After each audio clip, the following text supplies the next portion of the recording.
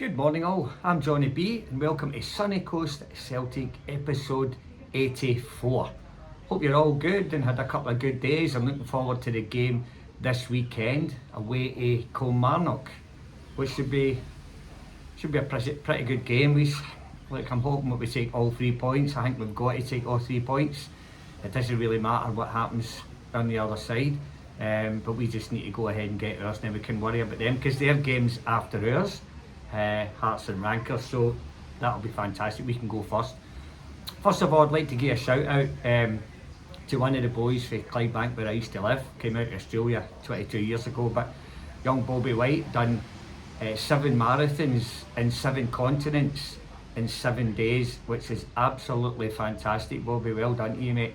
And he's raising funds for the Glasgow Sick Kids Hospital where his younger brother Anton sadly passed away years ago, so well done, Bobby. That was brilliant, mate. I've done marathons myself, mate. I know how hard it is to do one, or 2 a year, but to do 7 in 7 days, mate, brilliant. Well done, and hail to you, mate. Say hello to the family.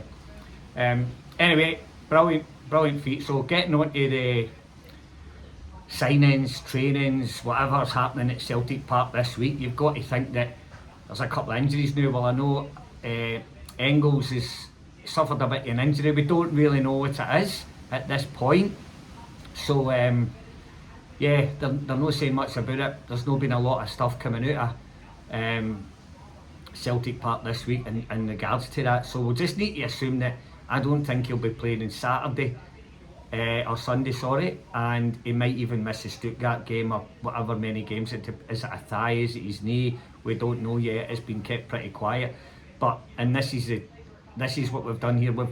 I've said to you 100 times, we've got enough midfielders, and I think they're all about the same quality. I don't think Callum McGregor's the only one that you can say is every single week he's consistent. The rest are kind of up and down. You've got Hatate, you've got Nygren, you've got Luke McCown, you've got Bernardo, but now we've got Alex Oxlade-Chamberlain, who I think, I don't know how fit he is, but I'm looking at saying that we've got an abundance of midfielders, so we shouldn't be too upset about losing one of them. I know he's good at set balls, but we've been saying for the whole season he's not been pulling his weight, but he's still there or thereabouts. So he's not as big a miss as we would if we had another centre half out, or Kasper Schmeichel or something, because we're thin on other positions rather than the midfield. So I don't think we need to worry too much about that. We just need to get him fit again and get him in because there's going to be changes. Martin O'Neill's going to have to change players about all the time now because there's games coming thick and fast and they're big games. This one against Kilmarnock's a big one. I know we've got Stuttgart, but we've just got to concentrate on going to Kilmarnock and getting 3 points in the bag. I'd like to do it a wee bit more comfortable than I've been doing it the last few weeks. So you never know. But Oxlade-Chamberlain, is he going to be fit enough to start?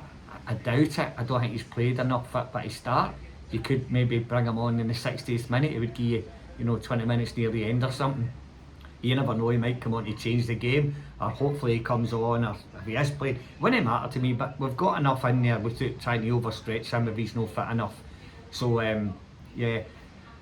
got out of jail the other night, which is brilliant again. So we're sitting there and we've got a game in hand, so people are worried about us now because we do have a few home games. We've got Hearts at home, we've got Rankers at home when the league changes over again. The top 6 play each other, so we've got all the kind of harder games at home. So that should hopefully we're in a good position just so that if we win the games we go another 3 clear or whatever it be. So you never know. It's all ifs and buts at the moment. We just need to, old cliche, win every game that's coming up. So what do you think he's going to do for the game against Kilmarnock on Sunday? I think he'll go and Kasper will be in goals, which is fair enough, brilliant. He's been doing nothing wrong. He's actually made a good save the other night as well, which at 1 each, or was it 1? It's nothing each at a time. I think he made a really good save. So he'll be in goals. You've got to assume that Arajo will be right back. He's been playing well, very, very consistent. He's making us think that we're not missing AJ as much as we would have if Ralston was in there, or nothing against Kobe Donovan, but this boy just adds that wee bit of experience to his game. you know. So I like him at right back, so he's all right until AJ comes back, and then who knows what we're going to do. Could AJ move inside him? I don't know. Then you'll have Scales and Trusty at centre halves. Both of them are all right and all. We just haven't been firing. So if we can get some goals in, because we're attacking teams the first 20 minutes, but we're not finishing. So if we finish, it makes everybody else's life easier. So Rachel will be there. I think he'll stick with Sriracha at left back because he done nothing wrong the other day. And if Kieran's carrying a bit of a niggly injury, there's not much between the two at the moment. They're both eachy peachy. So when he bother me if Sriracha's in instead of Kieran, just keep Kieran for another day, maybe the Stuttgart game. Then you get Sriracha on the bench if it happens to him that during the week. So I think that'll be the back four. Midfield, I'm going to go with Kilmarnock. He'll just be the linchpin in the middle as usual. I think he'll go with Nygren. You've got to find a place for Nygren because he'll get you a goal, and he nearly did again. So he's just one of the players that you want in your team because he'll score. And on the other side, I don't know how fit Oxlade-Chamberlain is, but if he's least bit fit, I'd put him in there because we need that wee bit of flair. I don't think Martin will. I think he'll go with maybe Bernardo because I think Luke McCown's more left-sided. So I think he'll go with Bernardo. I can't see him going with Hatate unless he's had a change of form during the week or a change of, mindset. Or, I don't know what's wrong with him, but I wouldn't have him in the team at the moment. So it could be Bernardo, McGregor and Nygren. That could be your three, or does he find a place for Alex Oxlade-Chamberlain? I'm not sure yet. Up front, he's got to play Tenecti.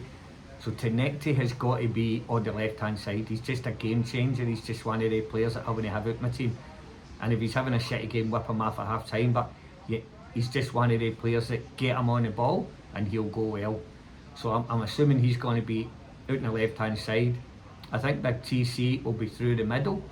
I'm not sure if Kelechi's fit, but I would stick with TC because I know he missed a chance and maybe a couple of chances, but he just needs to hit the net and he'll be alright. A goal a game for him would be good, and if he keeps up to that, then that would be magic.